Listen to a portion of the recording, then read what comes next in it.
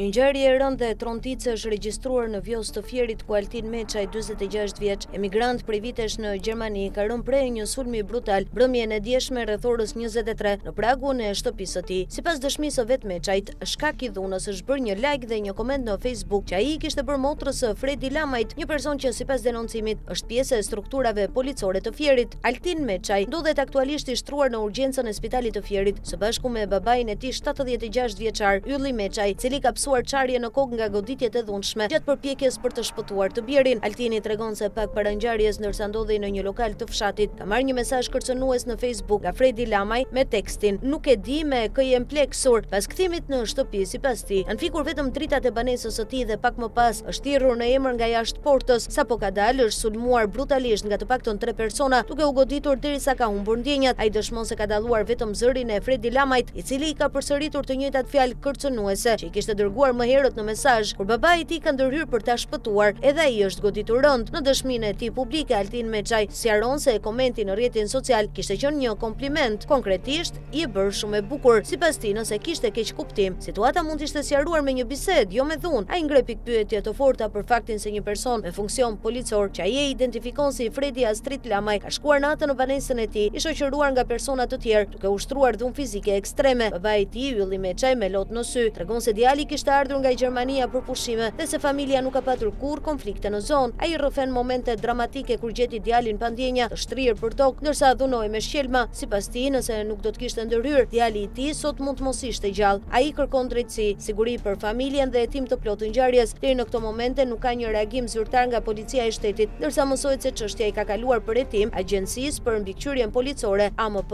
për shkak se personi i denoncuar është pjesë e strukturave policore. Një ngjarje që ngre shqetësim serioz për abuzimin me pushtetin, sigurinë e qytetarëve dhe mënyrën se si trajtohen konfliktet nëse përfshihen persona me uniformë.